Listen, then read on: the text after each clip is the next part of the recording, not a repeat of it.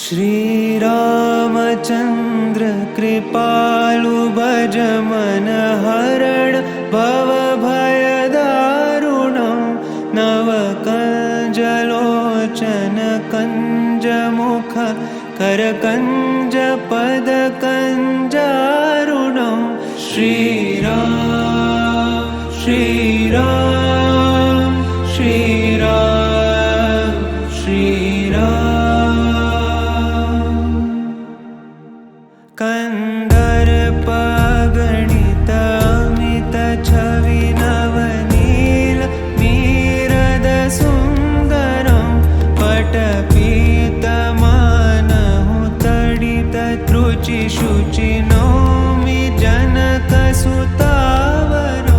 श्रीराम श्रीराम श्रीराम श्रीराम भजु दीनबन्धु दिनेश दानव दैत्यवंश निकन्दनं रघुनन्द आनन्द कंद कौशल चन्द दशरथ नन्दनं श्रीराम श्रीराम श्रीराम श्रीराम शिरमुकुट कुण्डल तिलक चारु दारु अङ्गविभूषणम्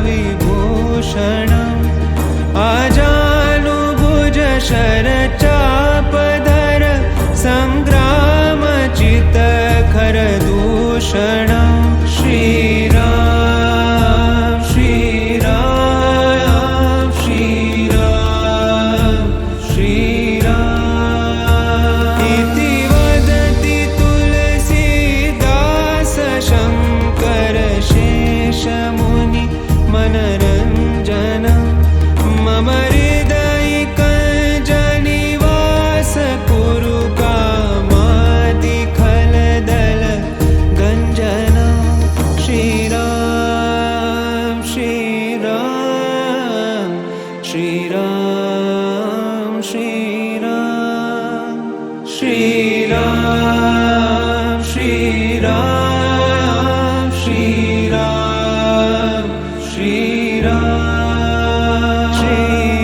श्रीरामचन्द्र कृपालु भज मन हरण भव भय दारुणं नवकञ्जलोचन कञ्जमुख करकञ्ज पद कञ्जारुणं श्रीराम श्रीराम श्रीराम श्रीराम श्रीराम श्रीराम श्रीराम श्रीराम। हमें उम्मीद है कि इस वीडियो से आपके जीवन में शांति और सकारात्मकता आई होगी।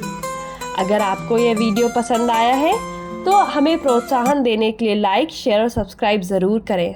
आपका सहयोग हमें सनातन वाणी को घर घर पहुंचाने के लिए मदद करेगा। धन्यवाद।